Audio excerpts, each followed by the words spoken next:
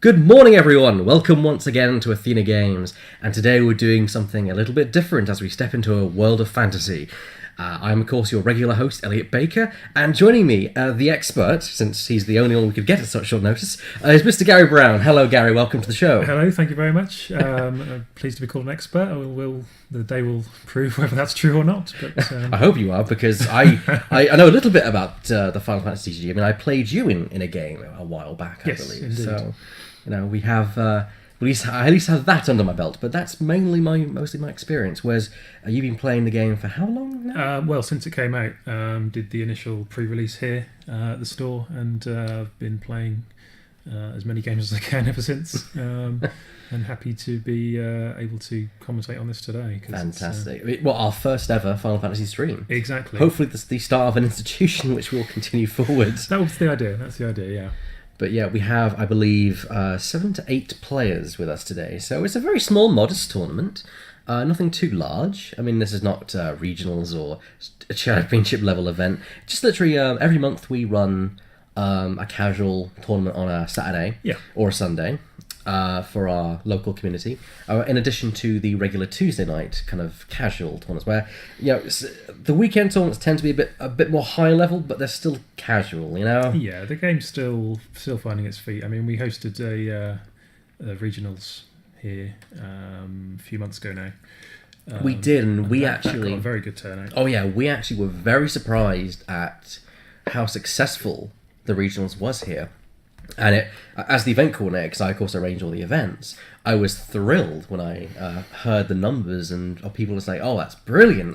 Because I was worried that we were going to get maybe 8 or 10 people. I was like, "Well, that sucks." But no, we had I think it was sold out, didn't it?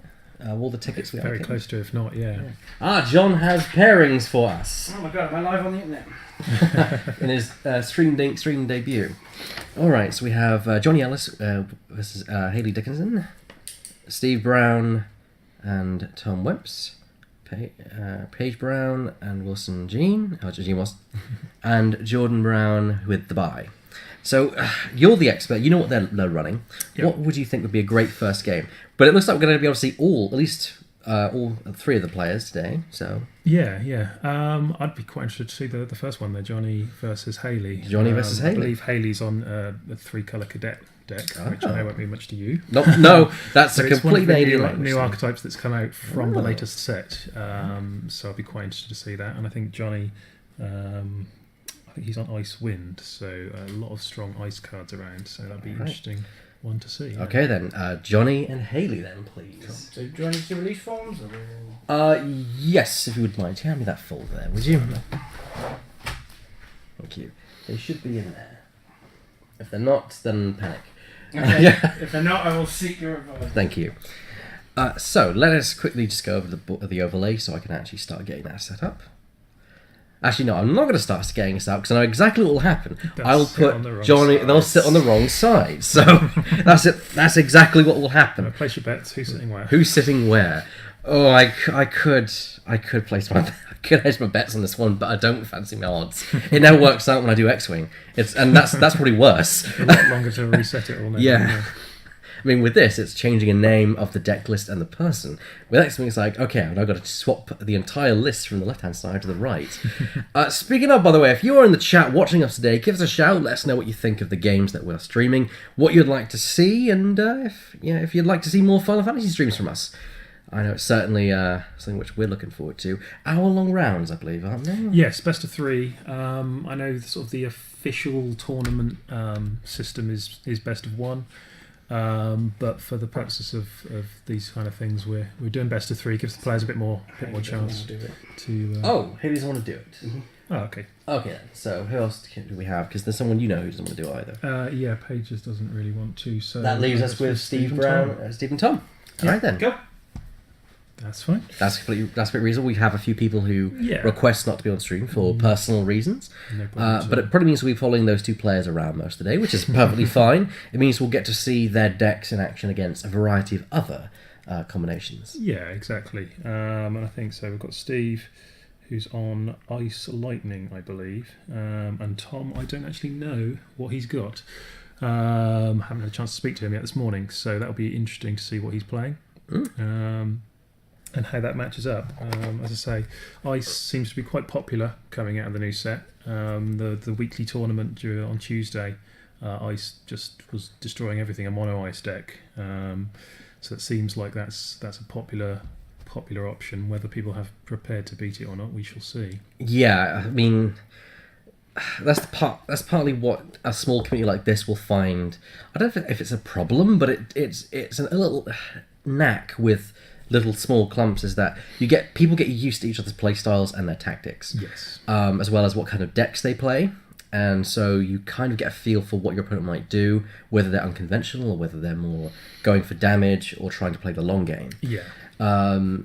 Do you find in your games that experience about the player is a factor involved in your decisions?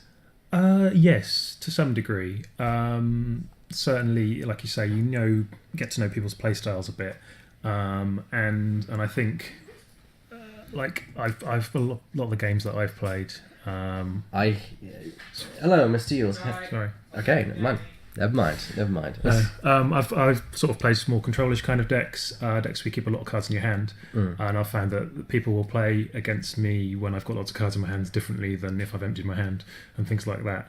And if you know that's the kind of player that will play around that, and you can adapt your play style to maybe hold things in your hand that you might not otherwise, and things like that. Yeah, and make sure that you have your own surprise left in the deck. Exactly, yeah. But of course, they then learn from that you're one to hold back. So, well, exactly. So I guess there's, you find that with I think with any competitive game, there's an aspect of almost a psychology going on. Okay, so we've managed to persuade them to play on the table. Awesome. Persuade them. Were they reluctant? Somewhat. But then, then we'd have no one on the stream, so Yeah. I'll put your release forms there. Thank you very much. So I'll just come and give you a shout when we're going to start the round. Yeah, please do when you start the timer, and we will do likewise. Thank you. Looks like they're Ooh, boom, boom. getting settled. Right. So we've got Tom on the left there with the mystery deck, so that will be interesting. The mystery deck. I like that. I like surprises. Usually not in this circumstance, but generally I like surprises. And there's a shuffle there coming from Steve.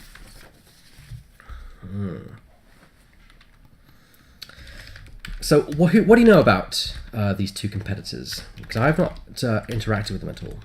I haven't had a huge amount to do with Tom. I've seen him at a few things. I've played Steve a couple of times. He's actually a friend of my dad. God, I completely the wrong way around. He's my friend's dad, who also plays Jordan, who was also here today. So yeah, I've played with them both a little bit. Just ignore the camera, lads. Pretend it's not there. So what deck? Do you know what deck Steve is playing? Steve is apparently playing an Ice Lightning deck. Very nice. So, which also I'm very pleased to announce that as of Tuesday, we've got the new promos in, which is the Laguna. Isn't it Laguna? yes. Yeah, Laguna card. So those will be our participation and of course prize for the full versions on Tuesday tournaments going forward. Of course, it's nice to have finally caught up. Round timer started 20 seconds ago. All right then, thank you very much. And so we are off officially. Okay, looks like Steve is going first here. So he's ditched 2 cards to play a Sage, which allowed him to return one of them to his hand. So it essentially works out as just a 2-cost backup coming into play there. I didn't quite see what it was that he returned. But it's a nice kind of standard play because it means he gets the card back. He allows him to essentially... He's up on the deal, as far as I see. Yes, exactly. Ideally, you want to be starting the game off by getting 1 or 2 backups into play so that your future cards cost less. And although the Sage is a 4-cost backup to play, because it allows you to return a character from your break zone when you do that, it essentially costs 2 because you just bring back one of the ones that you discarded. We've got a 4-card being played here. Now, that one has a long, complicated name, which I can't exactly remember. It's a Lassie of some kind. Essentially, it's got an ability on it, though, which... Spell it, LC? L hyphen, not hyphen, apostrophe, C, such, Wow, with, that's with a C. CIE. oh, Yeah. If you don't- It's weird. I'd go for that. So White it's- Tiger. It's White Tiger, let's see, that's the one. So it's got a 6,000 power first strike, but its ability means that any summons which Tom plays, which target Steve's creatures, he will have to pay an additional 3 CP, otherwise they will be countered. oh, that's actually a really nice play. It means he's really hampering his opponent's ability to cast spells. It means that his opponent doesn't have the resources yet to start casting spells and messing up his deck. Yeah, certainly not the summons. However, what Tom's done here, he's played forward, he's played Cecil, and he's now played Rauban, a backup, which allows his forward to deal damage equal to its power to Steve's forward. Easy for you. So Cecil's forward 7,000 deals 7,000 power to the White Tiger Sea and takes it off the field whilst Tom gets a backup into play. So quite strong play there. So Steve's going to have to try and rebuild from that. Getting a feel for each other in the early going, just testing each other's mettle, seeing what they are. Maybe messing a little bit, but not too many attacks going out immediately. I guess that's probably in both players' favour. They want to start getting their resources up before they start committing to attacks. Of course, Steve has lost his White Tiger, but it's now back in his hand, I believe, isn't it? No, it went to the break zone, the break zone. which is just off screen. We can't quite see that there, unfortunately. And I think, it looks like Tom's on a mono Earth deck, which is probably a slightly more defensive style of deck than Ice Lightning. So it really favours him that he's got something on the board when Steve doesn't. I think Steve would be looking to be a bit more aggressive and take the advantage there. So Steve's now played Igar, I think is his name. It's really testing me with the cards that I don't know as well as I thought I did. E-I-G.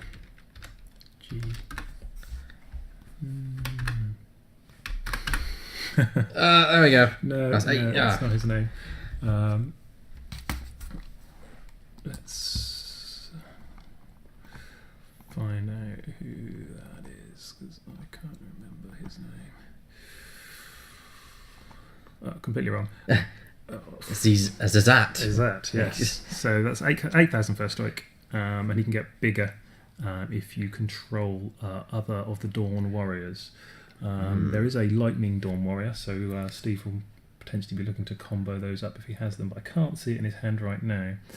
Meanwhile, Tom has added to his board with...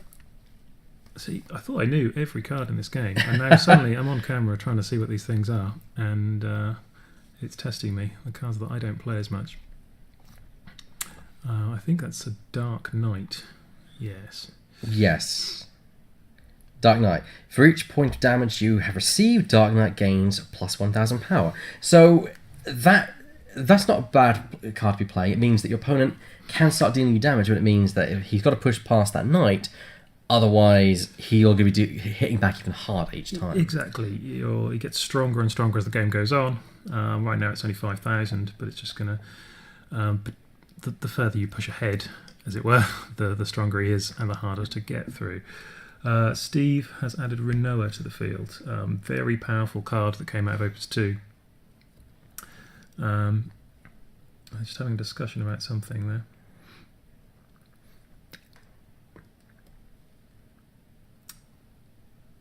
I think he's going to attack with Zygo. I don't think has Brave at this point. Zazat? No, I don't think he He's does. only got first strike. He's got first strike, but that's not really going to help him too much. Okay, maybe he was just representing that he was attacking with it. It looks like Tom blocked and then used a golem to raise the power of his forward that he blocked with, which made it bigger than the 8,000.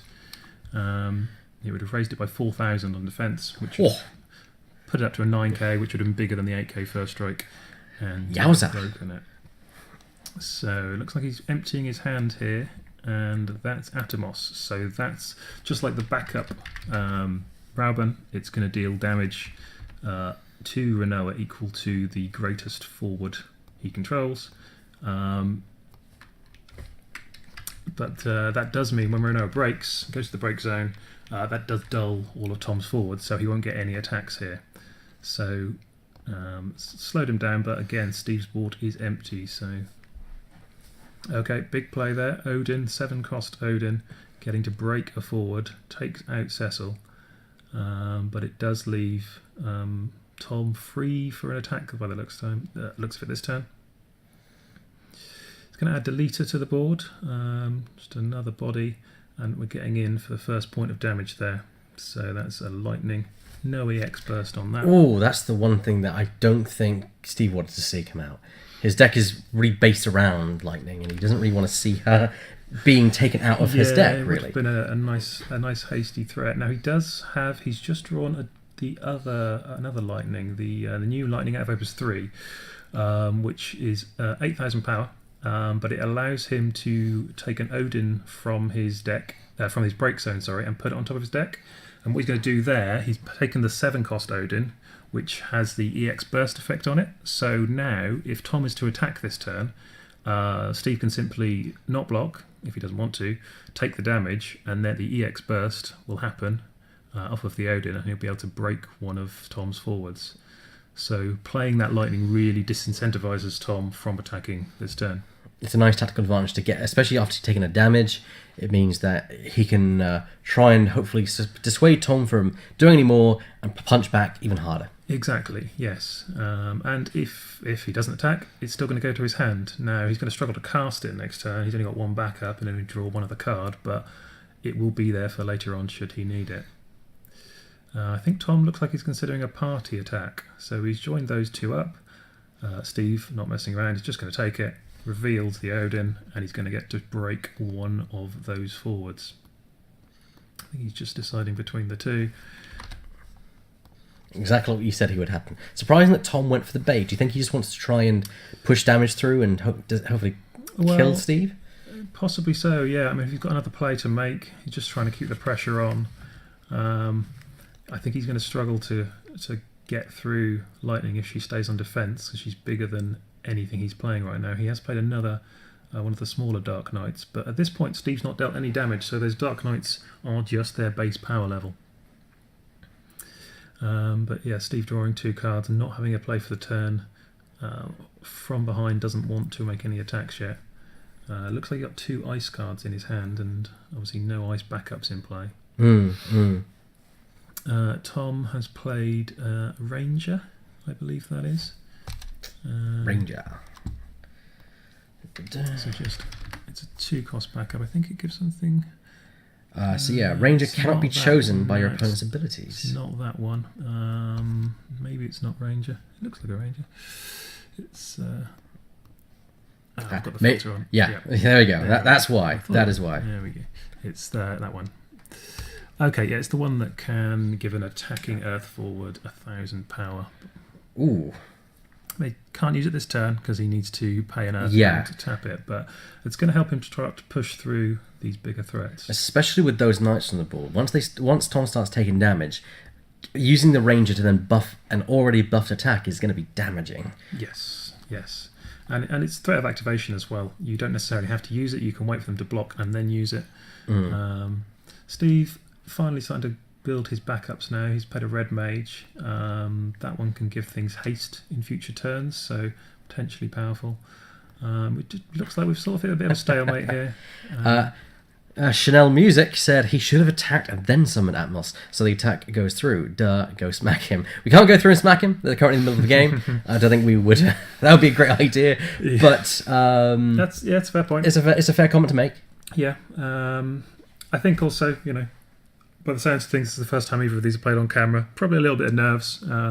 Worried about people watching them and, judging their plays. Oh, yeah, we always get that. I think whatever that happens when you're on the internet, that's going to happen. But definitely. I've done it. I'm sure anyone else that's played on camera for the first time and maybe even for multiple times. But even so, I think playing on camera is a nice aspect because you can look back and say, there's where I made that mistake. Definitely. That's where I lost the game. Getting to go back and watch yourself play is incredibly useful. Is that Tifa I see on the board there? Or? That's a semblance. It's one of the mannequins. It's the mannequin of Laguna. Semblance of a Gunslinger. 4K, 4 CP, 8K. It won't have Laguna in its name. Nope. If you search for Semblance, if you can, maybe Ants. Yes, that one on the left there. So it's 8K. And when it deals damage to your opponent, you can choose a dull forward and deal it 5,000 damage. So that's not going to do too much right now.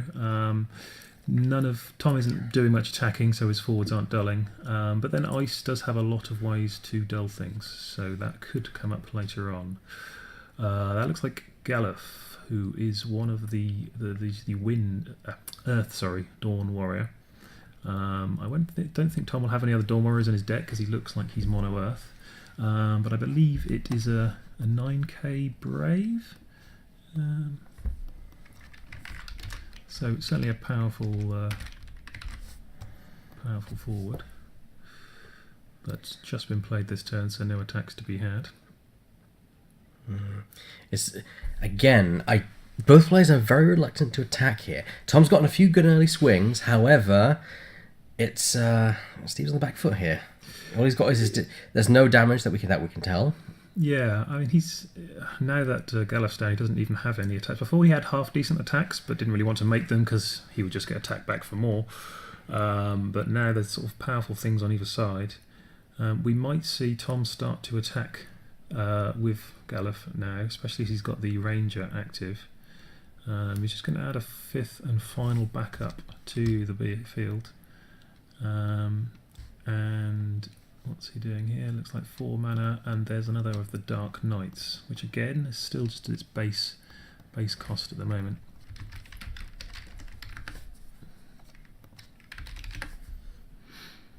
It looks like he is going to go in. It's like it's a party attack with the original Dark Knight. That's a forward line I would not want to see in my opponent's on my opponent's side of the board there.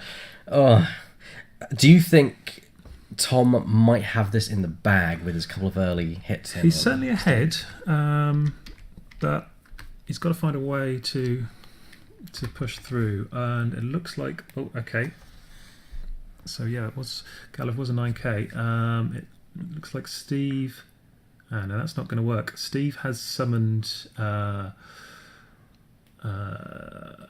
the Ice Summon, which makes you sacrifice an attacking creature. Tom's tried to save that with a Titan, but that doesn't actually work because it doesn't break it. It just sends it to the break zone. I don't know if we can get someone to fix that because that shouldn't have happened like that. What's that? The summon, where it doesn't break, it just sends the forward to the break zone. Okay. So it shouldn't. You can't save it with Golem. Assuming it was the summon I thought it was, pretty sure that. Yeah, I believe it was Mateus. It could have been Zalera, but I'm pretty sure it was Mateus. In which case, that can't be saved. With the Golem, unless I have missed something there. I think they're just discussing that at the moment.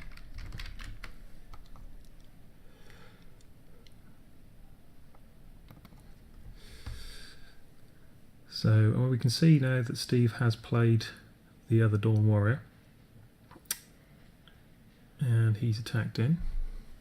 So he has got them both in his deck, as we'd expect. That's Kelgar. He's been fixed, not entirely sure.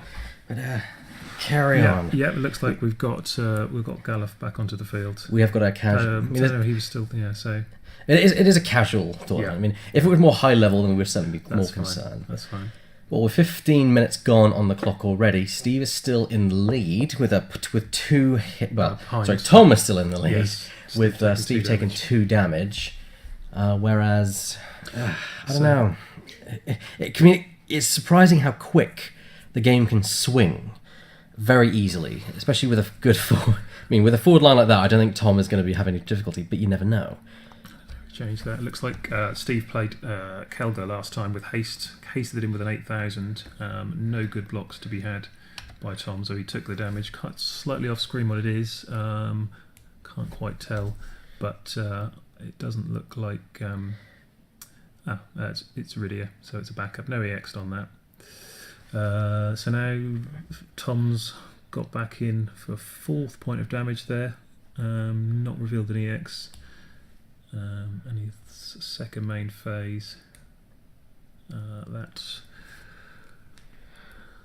just another little forward. Steve's in a lot of trouble now. He's taken 4 damage.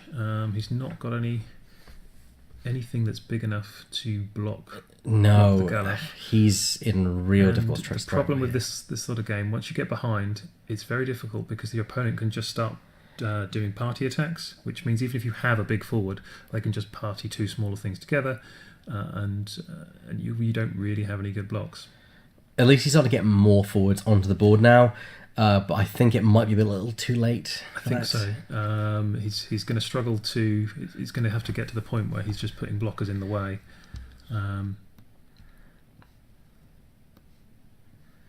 Okay, so we have mentions in the chat here from Imperishable Knight. Confused about Guy's Mono Earth deck at the minute. What's confusing about the deck? He's throwing a lot. Do you think he's playing a lot of low cost forwards? I think he's trying to make use of the sort of the Dark Knights particularly. I don't know if he's got any ways to self damage in the deck, but it can get stronger as the game goes on, and you get to the point where people can't get through your forwards that were cheap to start with. It does stronger seem later like on. that the deck is based around the idea of boosting up attacks and power levels to then swing harder later in the game. Yeah. Of course, it's not really doing too much because, of course, Tom's only taken a single point of damage so far. So, but even then, you have, of course, got, as we said before, the knight. Was it the knight who boosted attacks? No, it was something else entirely. Yeah, one of the backups. The backups. So he's got that ready to use if he needs to. He can just start doing party attacks. So that's Steve's gone up to 5 damage taken there. I could probably like to just see some party attacks here that don't threaten any of. Tom might lose 1, but Steve just doesn't have any great blocks. But he's going to get to the point where he has to block something. It looks like Kelder's going in front. He'll get to choose which of the 2 forwards he wants to break from that. Looks like Tom may have a response to that. No, he's just going to let that happen. But like we say, this is the problem now. Steve is having to lose his bigger forwards to do that. I mean, Fosuya actually deals you damage. Yes. So that could be a possibility in his deck. I don't think it's unlikely, because as you say, it looks like a mono earth deck. Yeah, you could certainly put that in. You can have a light or dark card in there. One is usually useful. They're quite powerful versions, but you can only have one light or dark in your deck at all. So that could well be an option. Haven't seen it yet. But he has got, although he's played 5 backups, 2 of those could break for effects, so he could still make room to play another backup if he wanted to. Steve's now played Jill. I think that's the Opus 2 Jill, so that's the one that means his backups, opponent's backups can't deal damage. Jihl. J. Final Fantasy names. Yeah. Yes, it is the Opus 2 on the left-hand one. So the other one. Oh, the other one. 50% chance there, and I choose the wrong one. Yeah. So backups don't deal damage to the forwards you control, which isn't going to be particularly relevant here. Mono Earth doesn't really have any backups at all I can think of that deal damage. Even Rauban, that makes your forward deal the damage. So it doesn't have any effect here. So it looks like Tom's adding to the board with Guy. Another strong earth forward, particularly against ice, because you can't dull it. So a lot of the ways that ice will stop things is freezing and dulling them. Looks like Steve's flipped over an X-Def there. That's his 6th damage, so can't afford to take any more hits. 6 damage so far. Oh yeah, good point in the chat. Yeah, for Sawyer would be awkward if against Jill. So if he was playing Jill, you couldn't. Well, you could still activate it if you just wanted to take damage. Not necessarily a particularly good plan. I mean, would it be in Steve's best interest here to just lose the game, reset the board, and try for the next round? I think we're going to come to that very shortly. Yeah. I don't think he's got a way in his deck that he could get rid of it. I don't think he's going to pull this back. Possibly, Ice does have access now to the new summon, which will break multiple del forwards of costs of prime numbered costs, so 2, 3, 5, etc. The problem is, Guy isn't dull anyway, and B, he's got at least one forward that isn't prime numbered there with the Dark Knight, so he's still going to leave him with 2 forwards even if he found that. So I really don't see how he can avoid taking a point of damage next turn. What's his options there? He's trying to Shiva, it looks like, so he could potentially freeze something down, but there's just too many forwards on the other side. I don't think that's going to get us anywhere. Just weighing up his options here. Is he attacking with that? He was trying to cast it on Guy, but that doesn't work because Guy cannot be dulled. Well, you could cast it, but I think that Tom just sensibly pointing out that won't work, so he's allowing him to choose another target. Super McNuggets, which is what an awesome name for that. For a start, what an awesome name. Says if he conceives now, he can limit the info his opponent will get on his deck. That's a very interesting tactic which I didn't consider. True. I think to be fair, like I say, I don't think either of these. Well, I know Steve certainly hasn't played a competitive TCG before this one. And there we go. There's the final. There's the final point of damage, and so that is a game to Tom in this circumstance. So let's quickly takes the lead there. I think he sort of, although it took a long time to get to the finish, I think he won it quite early on by just having the early Rauban to take out Steve's only forward at that point. From then on, he was ahead on forwards, he was ahead on backups, and Steve could just never really put anything down, which pulled him back into it. Although a lot of Tom's forwards were smaller and cheaper, just the ability to party up when he could force through enough damage. Let me thank the 2 players who are playing on the stream today. Good job on coming on the stream and putting yourselves out there, and they've given us a good game so far. Nice to have our debut game being with 2 great players, and there's a slight drop there by Tom. Oh well, these things happen when shuffling. Definitely. Every now and then. But yeah, let's see what game 2 wins. Would Steve be able to equalise, or will Tom take the entire match? We'll soon find out. While they're finishing their shuffles, I'm going to quickly give a shout out to everyone who's joining us in the chat today. So hello, Cracked for Breakfast. I wouldn't recommend it. Yuffie99, Imperishable Knight, Red Tomato 91, Chanel Music, Sublimination 89, Super McNuggets, and TB Blogger 1. I do know who that last one is. Oh yes, who's that? That's my wife. Thank you for joining us. So it looks like they're drawing their opening hands for the second game. We'll find out shortly who's chosen to go first. I think they're just deciding that. I would imagine Steve would want to go first. I think he needs to be the proactive deck. If he can get on the board first. It looks like he's chosen to let Tom go first. Maybe he just wants the extra card. So we'll see what Tom starts with here. He's discarding Gabranth to get a Ranger into play. Like we said, trying to get a 2 drop back up down early doors makes sense. And over to Steve. Trying to see, I'm doing the typical thing of moving my head to the side to try and see better on the camera. That doesn't do anything. Looks like he's played Jill. Like we said, haven't seen anything that will stop yet from Tom's deck. But it's still just a backup that he can play. And again, a fairly aggressive play here, discarding 3 cards to play X-Death, which allows him to put a mannequin into play. And that's one of the... I think that's the Sephiroth mannequin.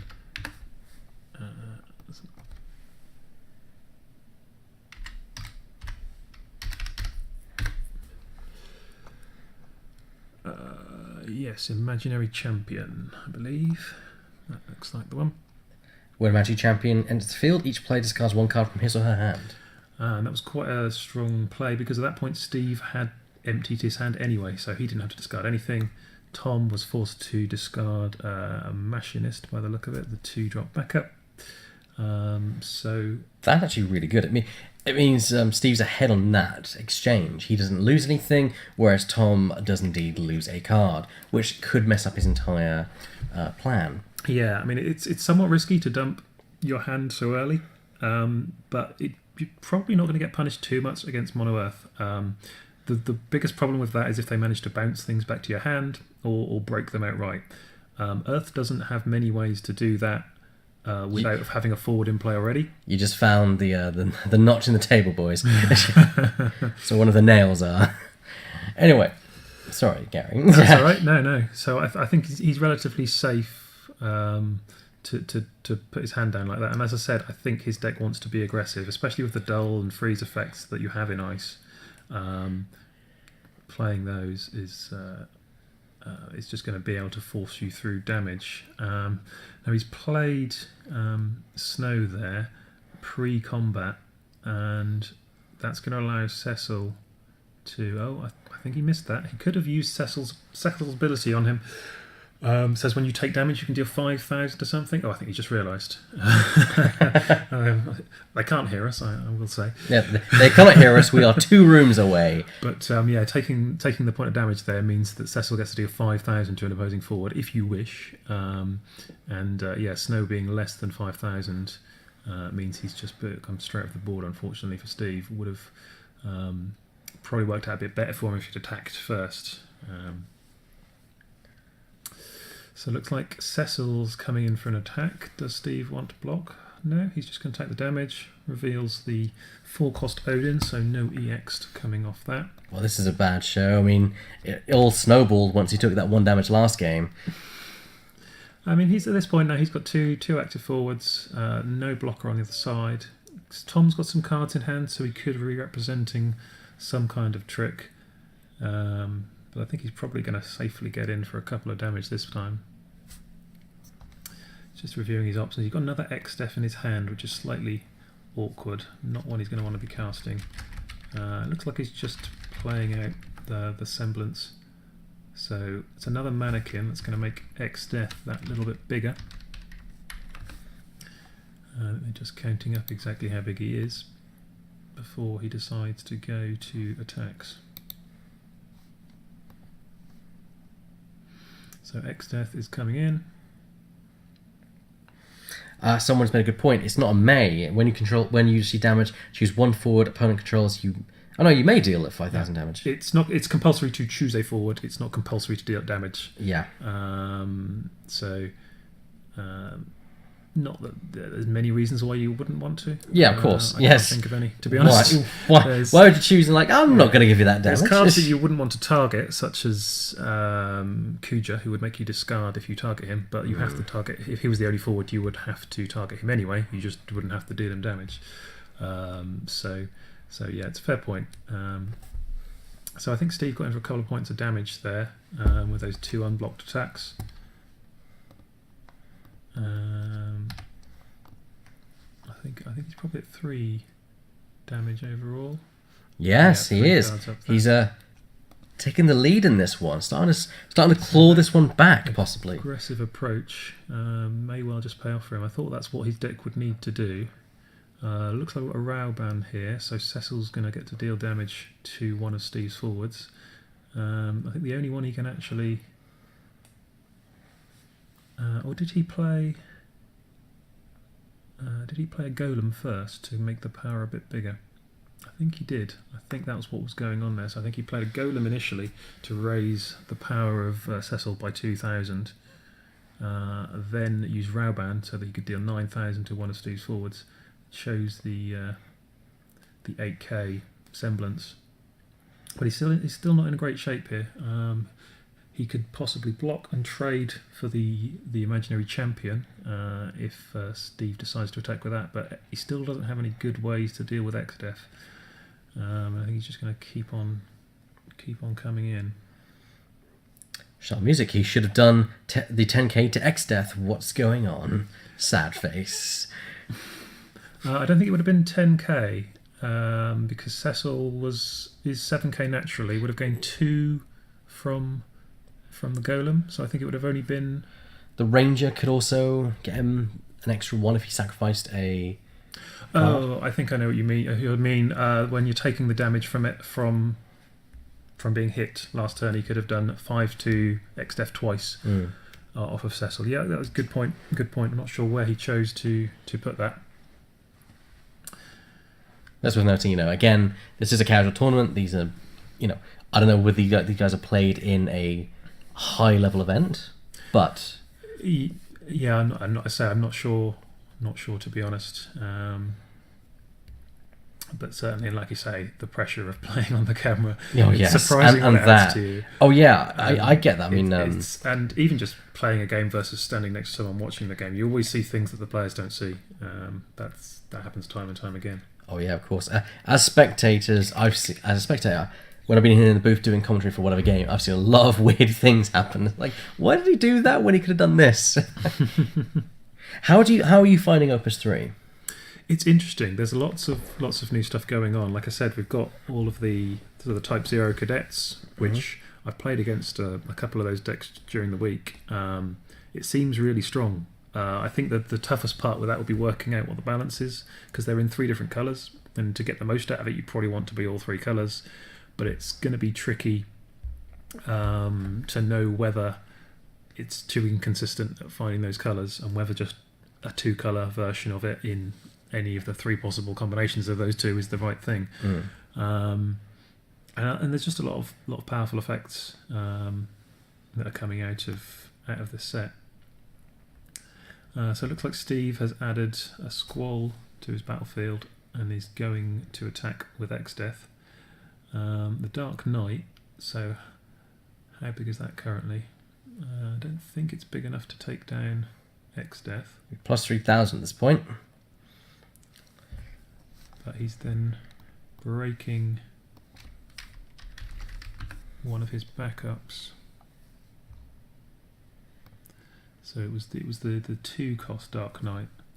So it would have been 3. He's then using. He's using Atomos to deal damage to X-Death from Cecil. Okay, so he's found a way to take down X-Death finally. It was, so it would have been 3,000 plus the amount of damage, which I think it might be 4 actually at the moment rather than 3. Slightly off screen there, unfortunately. Yeah, we'll make sure for the next game that the players clearly have them listed there. Yeah, it is so 4. It is on 4, so it would have been a 7,000, and I think then use Atomos. I'm not sure why he broke the backup as well. Excuse me. Just check what backup that was.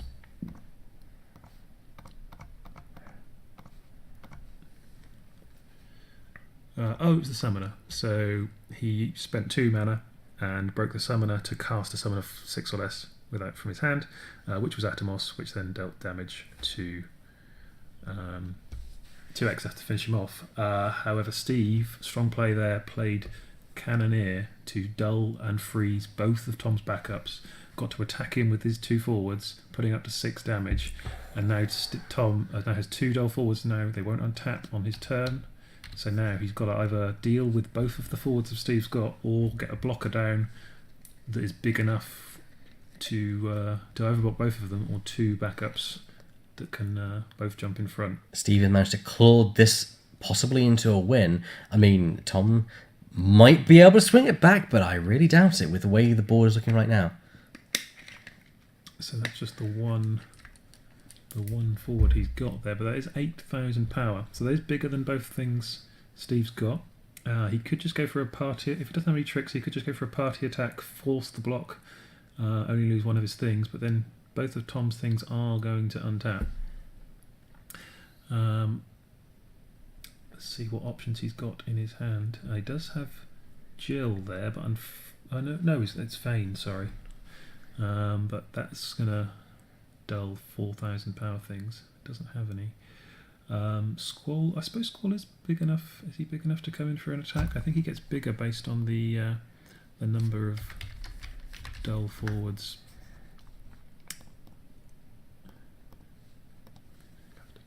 Oh, cool. Yeah.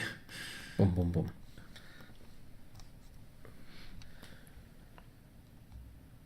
Okay, so it's the one that can deal 6k to something. There we go. So he attacks in. Tom is forced to block. When it's blocked, Squall chooses to do 6,000 damage to it. That means that combined with the 6,000 power of Squall kills the black belt, I believe it is, the full cost 8k, and then Steve's left with one forward over to attack for the final point of damage. So it's 1-1 in this game. The final game with 23 minutes left on the clock. Went a lot quicker, that one. Yeah, and it was surprising how very one-sided both games have seemed so far. Yeah. Do you think that that's an aspect of the game where your defeat snowballs, where if your opponent can get momentum or you can get momentum, it just keeps on going? Yes, I think it does favour the attacking player, just because of the party attacks. In something like Magic, which is very similar otherwise, the fact that you can double block on defence but only attack individually means that it favours the blocking player. Whereas in Final Fantasy, it's kind of the opposite way round. You party attack on attack, but you can only ever block with a single thing, which makes it a lot easier to attack, a lot harder to defend. You've also got a lot of sort of effects, particularly in things like ice, that help you push your advantage. You can really, once you get ahead on board, the opponent is struggling to catch up, because the sort of the dulling and freezing effects do sort of snowball that. So it's just like Steve took the opportunity to go first this time, and he's played a summon. Is that a summon from the back? No, it's a backup. Yeah, Time Mage. So that's one that you can use that to stop a forward from attacking for a turn. So defensive card. And there's the Ranger once again going back into play from Tom. So I mean, as Tom lost the last game, he would have got to choose who went first. So he decided to put Steve going first. Oh, it's surprising that he put a Black Knight. He discarded a Black Knight to get that. Yeah, I guess he's probably just got better options in his hand, possibly. So that's Steve again with the White Tiger to see. We haven't seen many summons out of. I think Atomos is the only one that we've seen out of Tom, which would be impacted by the White Tiger and its cost increasing mechanic. But still, it's still a 6 mana. A 6,000 power first striker. So it's not going to get blocked by some of the smaller things that Tom might play. But there's Cecil again. Seems to see him every game. He's been reasonably effective. Slightly awkward for him that the forward on the other side is a 6,000, so the 5,000 that Cecil can do is not quite enough, but he can just handily block him as it stands because he has 7,000 power. Steve just weighing up his options. I can see a red mage. Looks like Jill's in there again. Rinoa. Okay, he's just going to play the Sage. Return. That's one of the imaginary champion, I think that is. One of the mannequins back to his hand. Okay, that's not Jill, that's actually Laguna by the looks of things. Then goes the imaginary champion again. Bring in Rinoa. And just say go. No good attacks to be had. Passing it back over.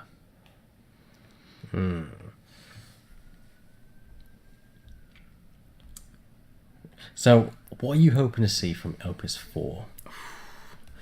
What interesting mechanic do you think would really shake up the game?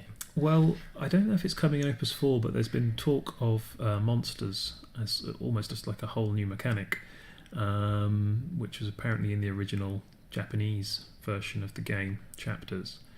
I'd be interested to see exactly how that works. Yeah, because the Japanese version is actually a lot older than this, isn't it? Yes, it was originally, I'm not exactly sure how long ago it was, but it came out a long, long time ago, only in Japan, went for a few years, and then I don't really know why, but obviously petered out for some degree, and then has come back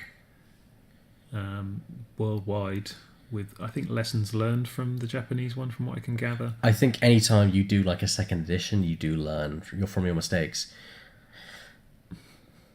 So it looks like Steve got in there. So Rinoa was taken out by Raban, forcing Cecil to dull, allowing Steve to get in for an attack. Tom's now got an attack back with Cecil, who now has no blocker available. It's equal footing so far. This one could go all the way to the right at the very end, with both of them just sneaking through the one of them just sneaking through the last damage before they were killed. But we shall see. So Galef has come in as a big power forward, but Laguna comes down, dulls him, I believe. Card you look for? Laguna. I'm remembering exactly.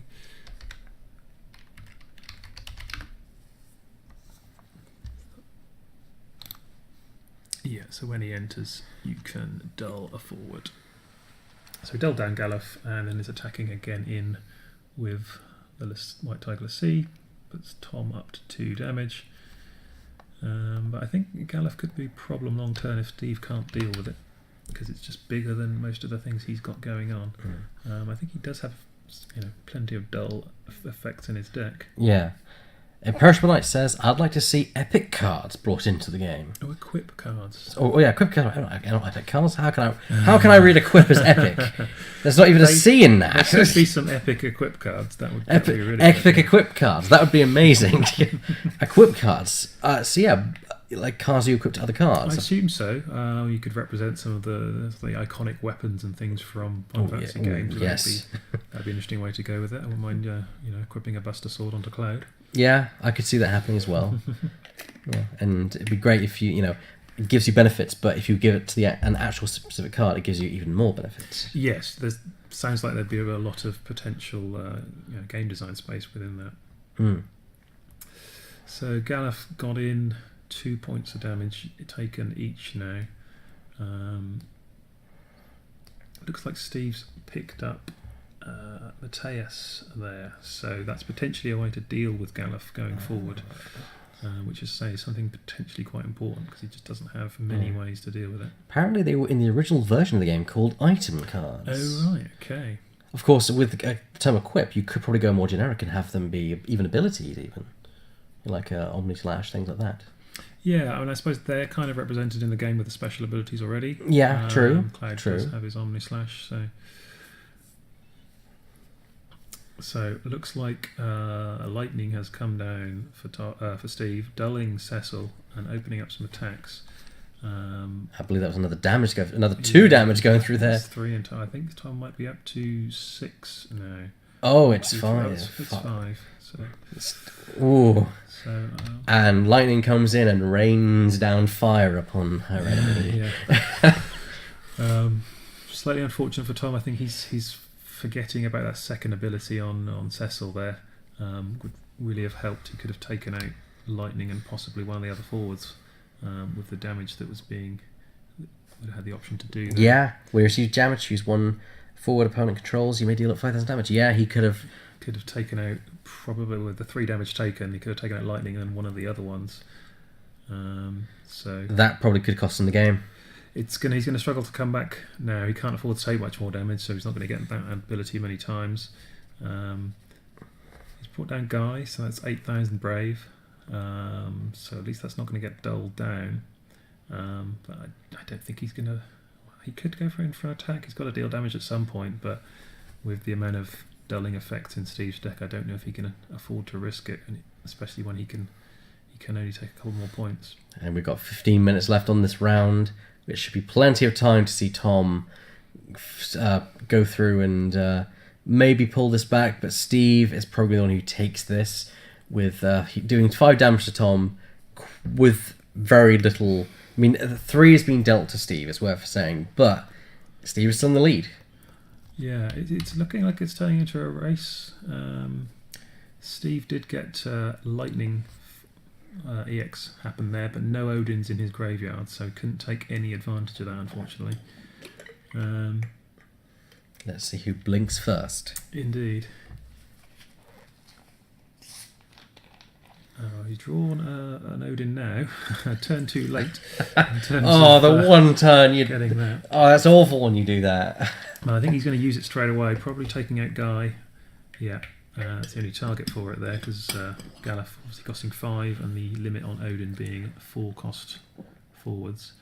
But again, that leaves Tom with just the one blocker there. We'll see what attacks Steve wants to make. Galuf is bigger than everything he's got, so it might just be a party attack being his best option. Oh, what was that? He does have Genesis in his hand. Okay, even better. He's going for Cannoneer, dulling and freezing both of the forwards. It's going to take an EX now to save Tom. And that, I think, was a guy. And here comes in the final point of damage. Oh, It was an EX, but a bit too late. good game. That was a really good game. Yeah. What a surprise. Oh, wrong way around. Yep. Ding, ding. There you go. The first game went absolutely terrible for Steve. Yeah. The second one was much more strong. He came in swinging with a good front line. And then he just managed to pull it back and win the final game. Fantastic job. Yeah, really good match. Managed to get out in front. Like I said, I think that's the way his deck wants to be. He's aggressive with the lightning cards, and he can get ahead and stay ahead with the dulling effects in ice. So yeah, fantastic game to start us off. I think they're just now discussing what we were talking about there with the Mateus and Titan issue.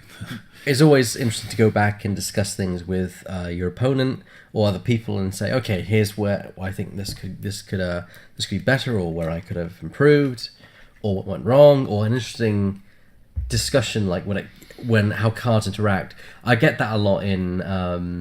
I see that a lot in Magic. I see it a lot on X-Wing as well, where it's interaction of, well, how does this card interact with this card? Yeah, exactly. There's a lot of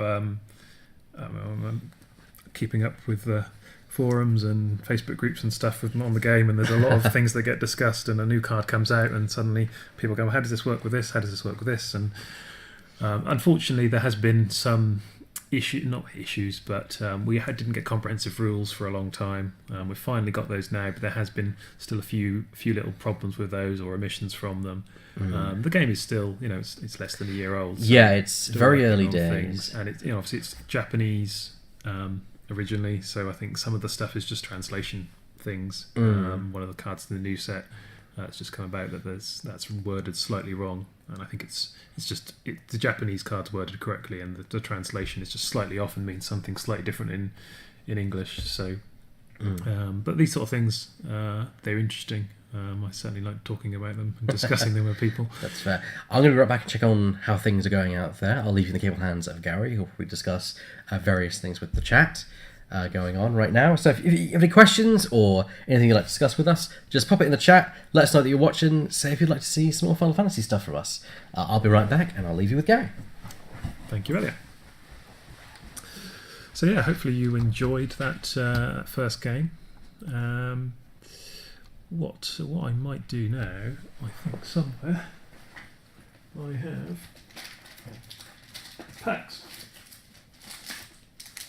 packs Opus 3, and I'm going to open one of these now, and we are going to see if we open anything good, possibly discuss what might be a first pick in a draft. Don't know if anybody's done any drafts yet. I did a pre-release one here. Much fun, really enjoyed it. Let's see what we get. So, starting off, Summoner. Where's the camera? There we go. Not particularly exciting. Can return a summon. Red Mage. The Red Mage that cares about other Red Mages. Not been able to put together a deck yet that really makes use of that. So if you've got 4 or more Red Mages, you can deal something 8,000. The problem with Red Mages is they're in too many colours and there's not enough of them. But the Black Mage option one seems better, but we'll see. Cannoneer, we saw this do a lot of work in that last game for Steve. Dulling and freezing 2 forwards. Had 2 of these in my draft deck at the pre-release. Probably the best card in my deck. Just winning games out of nowhere. And we saw that in Constructed 2 doing a similar kind of thing. Luca, not really interested. It's got an ability, but nothing particularly exciting. Sorry about that, everyone. That's all right. So the other games are still going on. Okay. So no one else has won so far. However, I just want to go out in there and thank Steve and Tom personally for being our first ever streamers of Final Fantasy. Definitely. So they were just discussing how things worked out, and they do acknowledge, my Cecil didn't fire a few times. Probably cost me the game, but these things happen. Yeah, and you only have your first game on camera once, and the next time, it won't be your first game, and you'll feel a bit more relaxed. Yeah, exactly. Just pretend it's not there. Yeah. Pretend that you're not that 10 or probably hundreds of people are not watching. Yeah, but we can sit here and see how many people are watching. They don't know for sure. They know it could be well, us. it's not just that. It's the fact that this video will be on the YouTubes. Well, exactly. Yeah. Which, if you're watching this on YouTube, please be sure to comment below and let us know what you thought of the game, as well as to give us a like and let us know if you want to see more content from us in terms of Final Fantasy. Definitely. And do check out our other videos, which include Magic the Gathering next week. Yeah, good stuff. I've just been cracking a pack here. We've just been going through some of the options, deciding what might be first picking out of this. I think so far, opened up the Cannoneer, which we saw that, yeah. For Steve and that game. I had that in the pre-release, and it did really good stuff. Got Ninja here, 2 cost backup. Can break a dull forward of cost 2 or less. Not too many of them being played in constructed, so it's not amazing. Gladiator, another cheap forward. This one cares about the number of backups your opponent controls, so out of your control how many they've got, so I don't think you can necessarily build around it. Cadets, found a cadet, one of the big themes of this set. Queen, I think she's quite good. 7,000 power if you've got another cadet, which probably if you're playing her, you're playing a cadet deck. 7,000 first strike. And then her ability to get haste and can't be blocked. A way to push through damage. I think the way that the cadet decks play out, it seems to sort of clog up the board and make attacking on either side not great. So a way to break through without being blocked, quite useful. Our foil. It's a common, so it's not particularly exciting, but it is Cloud. And we all love Cloud. You all love Cloud. As you can tell, I definitely love Cloud. So yeah. Useful card. Again, you might want to play it if you're playing the light cloud, just as another cloud to do. But I think it's the 4th cloud I think we've now got, and he's probably better in limited if you can get. Not surprising. I mean, when it comes to characters, probably Cloud and Sephiroth are the more iconic ones. Yeah, you can see why they put Sephiroth on the pack. Yeah, even though it's not Final Fantasy VII is not the main theme of the set. No, which I thought weird during the press release and such when they had all the images of Sephiroth. I thought, but Sephiroth's not in any of the. That's not the main focus. I mean, he's in the set, but yeah, it's all about lots of Final Fantasy IX, lots of Type 0. But yeah, I think it's all about selling it to the mass market. Yeah, of course it's about making sales. Of course it would be. Makes sense. And I think generally 7 is still the game which is probably the most well known, even if not the most popular. Yeah, I think that's the one everyone recognises and talks about. When someone has Final Fantasy, they think, "Oh, Final Fantasy 7." Yeah.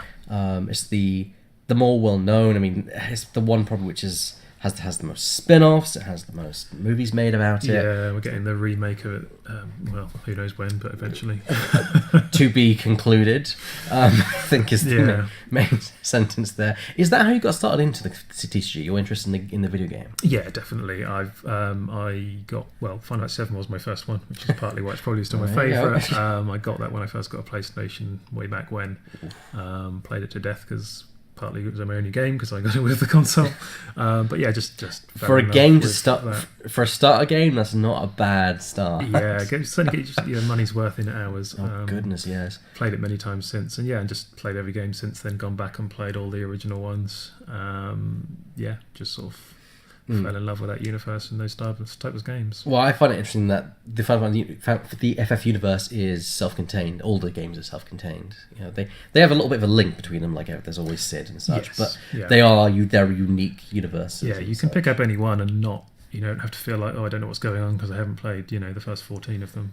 Which I think is a brilliant aspect. Although I think it worked against me because I never did play any of the Final Fantasy games. My first Final Fantasy game was Final Fantasy 13. Right. Which I say that, and most people comment is, "I'm so sorry."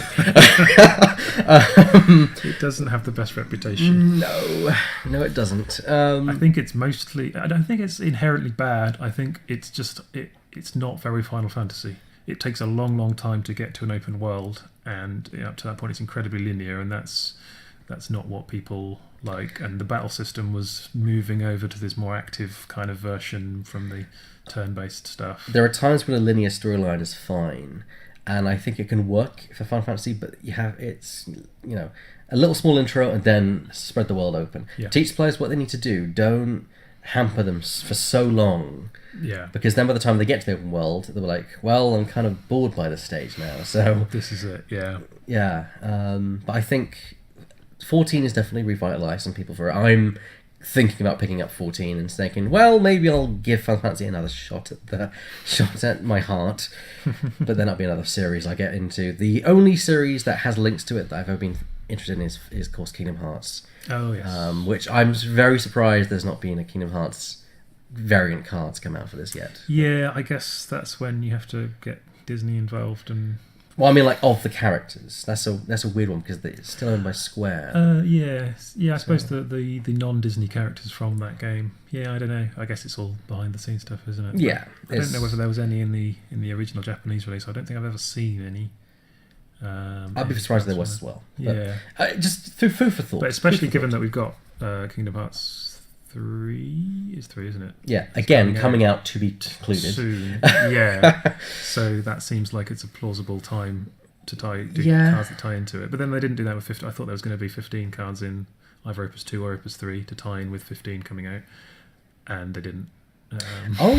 Perishable Light. There was a Kingdom Hearts Cloud in the Japanese version. There we go. See, we have knowledgeable people. Thank you. But your comment about 15 is not. Is it 15? Yeah, it is 15. The most recent one. Is not.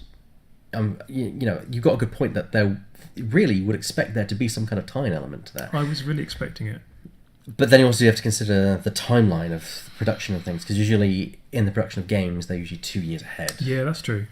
So with especially with board games and tabletop games in general, they're usually 2 or a year or two ahead, whereas video games are much more recent. Yeah, so we might see 15 cards maybe next year. In the next year, yeah. And it's better that they don't just shove them in because it's popular and they're not very well designed or well balanced or what have you. It's better that they spend the time and get the cards right and make it balanced. Because I think on the whole, the game is pretty well balanced at the moment. Yeah. There's obviously more powerful cards than others, but I think there's answers to everything if you if you know what you want to be fighting against, sort of thing. So. Well, you're always going to get the stuff that rises to the top of naturally. Course. Yeah. You know?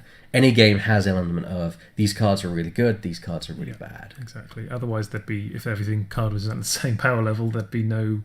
It would be interesting. You'd just be, well, everyone, doesn't matter what you play because it's all the same. Everyone does 3 damage, everyone can only take 3 damage. Yeah. What's the point? Just might as well toss a coin and see who wins. Yeah, precisely. Pairing to the next round. Yes, pairing to the next round, but players are breaking for 20 minutes for lunch, so you're going to have to fill for 20 minutes. Fill for 20 minutes. I have more packs. But they are the pairings. Awesome. Well, let's have a look and see what we have. So we've got 20 minutes to decide who we can have next in this room, which is a great idea. But let's quickly do a process elimination. So we know that Haley doesn't want to be on. Yep.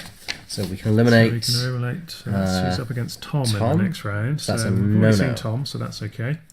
We've got Johnny versus G. Versus G. That's Clash of the Titans. That's Clash of the Titans right there. Two strongest players. That's what my vote's going to go for. But we have got Steve versus Jordan. Related? Father and son. Ooh. So we've got some interesting matches to pick between there. Do you go father and son? Or all right. Do you go the rival? I say let's put this into the chat. Let's let the chat decide. So we have father and son, Jordan Brown versus Steve Brown. Yep. Or we have Clash of the as I like to call it, the Clash of the Titans.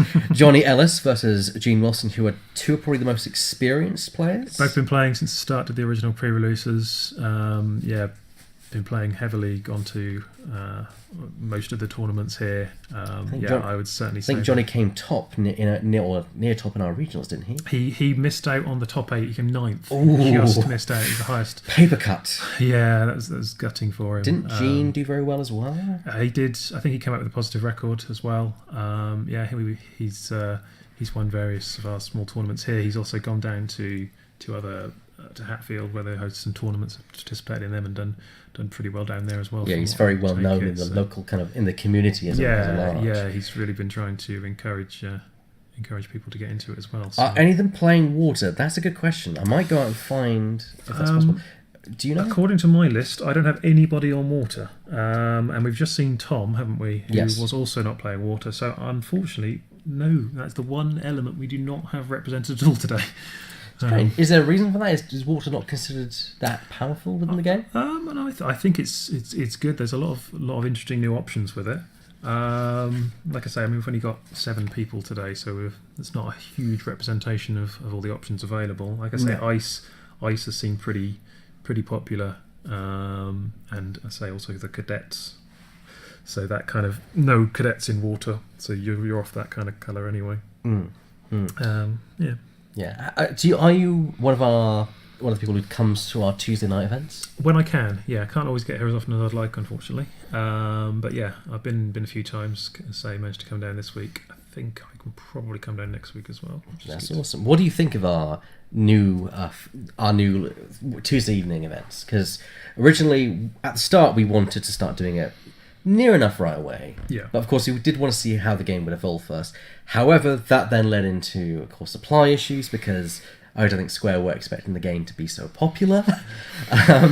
So for months it was like gold dust. We'd get a box in and then the box would go. Yeah.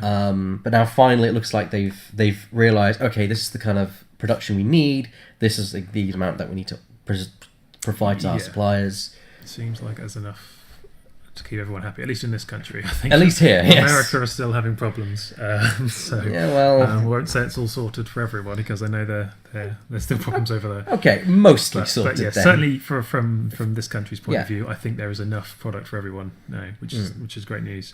The Tuesday nights is great. It's a pack for everyone, so you always come away with something. It's pretty friendly, pretty casual. Good chance to try things out, get to know people. Every time I've come down, there's been people I haven't seen before, and it's nice to see that if people want to play the game. And like I say, it's we've had a lot of people say that the prices are very reasonable as well. Because it's for our Tuesday evening event it's £4, and for a Saturday or Sunday event it's £5. So only £1 difference, and the only difference between the events are that for the Tuesday, as I said, if that gets you a booster and of course a participation promo. Yep. And if you're a winner of the event, you'll get the full version. Yep. Whereas if on a Saturday or Sunday event, it's a prize per player into a prize pool, which then gets to distribute at the end accordingly. And of course, the promos as well. Yes. So, very slight difference. Naturally, the Saturday and Sundays are a tiny bit more competitive, because there's an element of competition there, because you might not get any packs. Yes. But we like the casual nature of turning up on Tuesday, I get a pack, there's no stakes, other than a 4 card maybe. And maybe the hardcore collectors are into that, but I'm glad that I've not seen a lot of people just bring jank and try and win hard. But unless you know of other people who have. No. It's all been.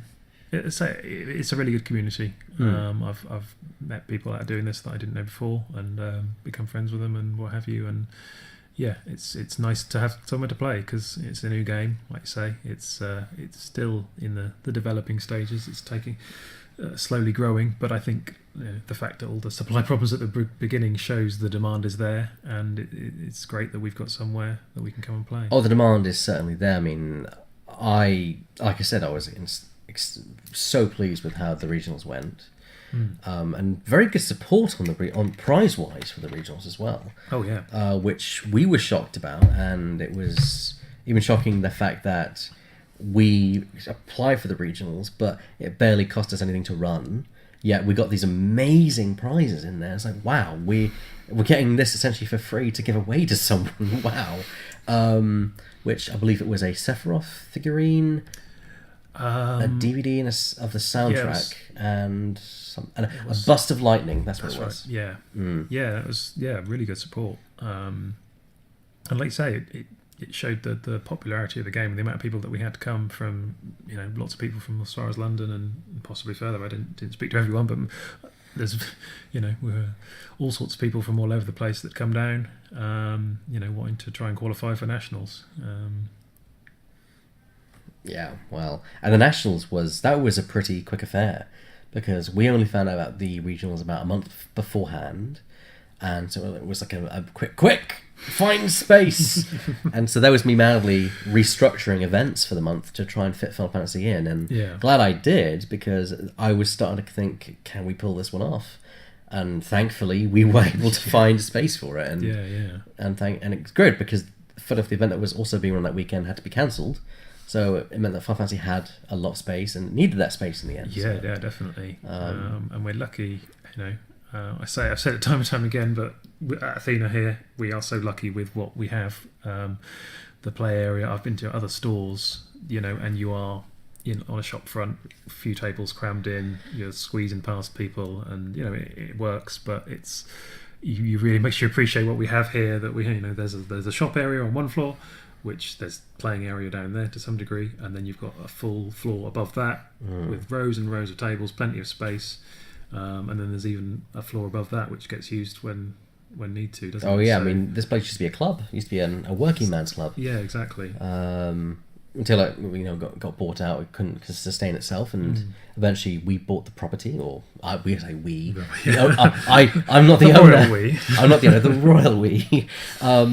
Jamie, the Grinsteads, the owners of the store, they bought the location, which our old store on Bank Street, which I used to frequent, it was tiny. Whenever there was a Magic Friday Night Magic would shut down the store because there was no other space otherwise. Yeah. You either had to get in there early or just not go down there on Friday night. Yeah. Unless you played Magic, of course. Oh, exactly. And if you did play Magic, you need to get down there early, otherwise you're not going to get there. You'd be squeezing in and squeezing past people to get to the seats and stuff. And So moving here to from a store that could probably hold about 60 people to having a single hall that can hold 60 to 120 comfortably. Yeah. That's it. That's 60 comfortably. difference. We can actually You can get more in if you wanted to. Yeah. And then of course after that we've got downstairs, which we can fit 30 down there, and then we have upstairs where we can fit another 40, which also has a fully antique pool table up there as well, a proper pool table. I've seen that, never got to use it. No, none of us have got to use it. Although I'm days. trying to persuade Jamie to maybe get it back into working condition. I don't think it's even wrong with it. I just think it needs a bit of resurfacing. Yeah, probably not the priority, unfortunately. No, that's a game. Well, yeah, it's a game. We can live stream that, can't we? I'm sure we can live stream that. And of course the store, I mean, it's not been without hardships. We're still refitting the store. I mean, we've just had some work going in the plumbing here. But long-term plan is to get other parts of the store up and running into make this a social hub for gaming. Yeah, I think it goes a long way to that. Any day of the week, I've popped in at lunchtimes, come in after work, whatever it is. There's always people in here. Playing all sorts of different things, whether it's card games, board games, miniature games. People are always welcome, and if you are local, this is not me being paid to say this or anything like this. Genuinely, this is a great place to play, and come down, and you'll always be made welcome. So. Well, I am being paid to say this, so I will say that yes, Theatre Games is a lovely place to come down and spend your spare time. Yeah. Mine's entirely genuine. His probably is, but mine is completely genuine, but does have. I am paid by the store, so full disclosure. But yeah, and we've of course been pushing streaming a lot lately. Yes. When I first started the job a year ago, we were streaming X-Wing every now and then, and I was doing that voluntarily.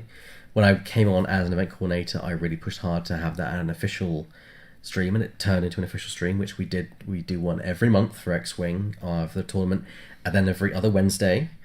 We just, as of last week, started to stream Magic in the interim Wednesdays. Yeah.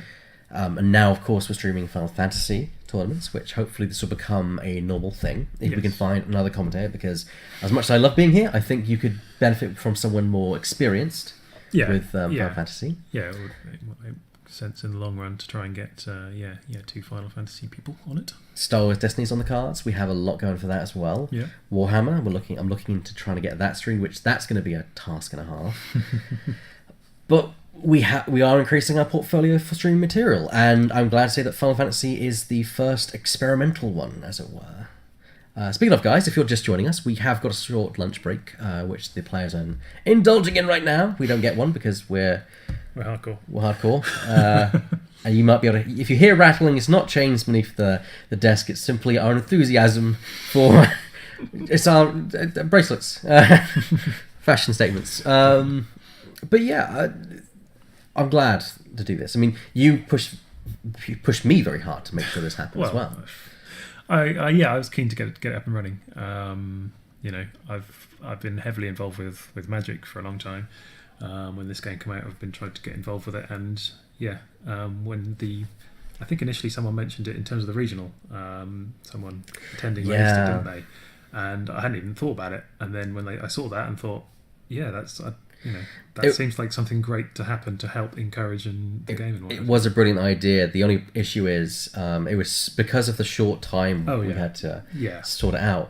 Led to that being a problem. Also, I think there was something else on the day that was also being streamed. Yeah, quite possibly. But yeah, just in that sort of put my thought in my mind, which I hadn't even been there, and then so I mentioned, if this does happen, keep it in mind. It's worth saying that if we were to do a regionals next year, we most certainly will be streaming that. Yeah. I think our first episode, our pilot today, has kind of proved that it can be done. Yes. As long as we have a competent streaming team, which we've got half a competent streaming team right here. Don't be so. I'm the technical guy. I know how to run all the technical stuff. Yeah. But so again, shout out to anyone who's in the chat. Let us know what you think. So we have Cracked for Breakfast again. Wouldn't highly recommend that every day of the week. It's not part of your 5 a day, but at least it's something. Yuffie99, Zelix. I'll let you try and say that. Easy Licks. There we go. Easy Licks. Oh yeah. Fagwent, Gecko 2, Imperishable Knight, Jace the Mind Sculptor. I wonder what game that's from. Red Tomato 91 and Super McNuggets. Right, should we finish this pack? Let's finish off the pack. We've got to the foil, so we're now onto the rares. We have Masked Woman. I'm surprised I haven't seen any play yet. I've been trying it out in Earth decks. The ability to break a dull forward of cost 4 or less seems quite powerful. It was very good in limited, and I think that could see play. I've been testing it in an Earth deck. Seems like a strong option. Edward. His ability forces your opponent to discard a card from their hand when you activate it. But you can only do it during your turn. So no fancy plays of waiting for them to draw their cards and then try and make them discard, anything like that. Maybe if they've only got a card left in their hand and you need to turn on something that cares about them being hell-bent. It's an option, and his ability, his special, seems like is never going to come up. You can mean he can't be targeted by your opponent's summons or abilities, which, unless he's incredibly threatening to the deck, I don't think that's going to come up anyway. Steiner. So we've got one of the cards that was in the starter deck. Steiner, he's got the EX Burst. When he enters all obviously EXs, you can go and get another 9 category character from your deck, put it in your hand. And if you've got another 9 category forward, character, not just forward, so it does work with backups. You can both search them and his power buff of 1000 if you've got another one in play. Tried this out a little bit. I tried this in a water lightning based dragoon deck to him to go and find Freya. She seemed like the biggest payoff in the deck, so you can go and get her with that.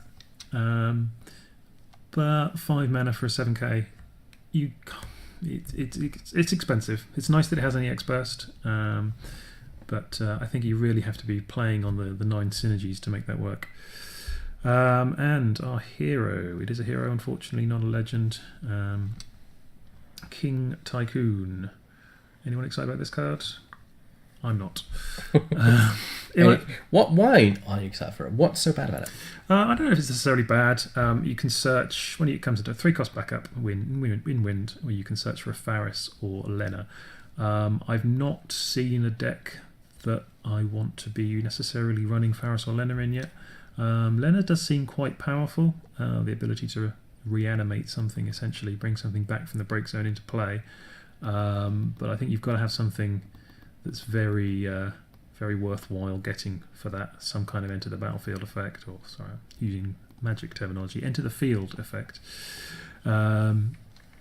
So, and he does have an EX burst. So if you have a deck that has either of these, and you happen to be in these colours, a 3-cost backup that can go and get them, it's probably playable. But as the hero in the pack, it's not massively exciting there, unfortunately. So if this was a draft pack, I think, going on my experience of what I've seen in Limited, I would definitely be taking the Cannoneer. Any reason for that? The ability to dull and freeze 2 forwards just breaks open games. The way the Limiteds have tended to play it, you'll just both play some forwards, maybe get some early attacks in. Somebody will get something that's a bit too big to be for you to get through, and then suddenly you get rid of their 2 biggest things for 2 turns, and you just all of a sudden have amazing attacks. And I mean, it does depend. There's been some variation on what the limited rules are in terms of how the backups work. The version that we played at the pre-release, I think, was the standard version for pre-releases, was that backups can be played with CP of any colour, but then they only tap for their colour when they're in play. In which case, Cannoneer can then go into any deck, because it doesn't matter what you're discarding to play him. You don't have to be ice at all. You can just discard anything to put it into play. Hello, Jamie. One of the owners blesses us with his appearance. What pairing would you like on stream? We will already discuss this. The chat seemed to be fond on Johnny Ellis versus Gene Wilson. I have you. Clash of the Titans. Yes, indeed. Right then. So, I believe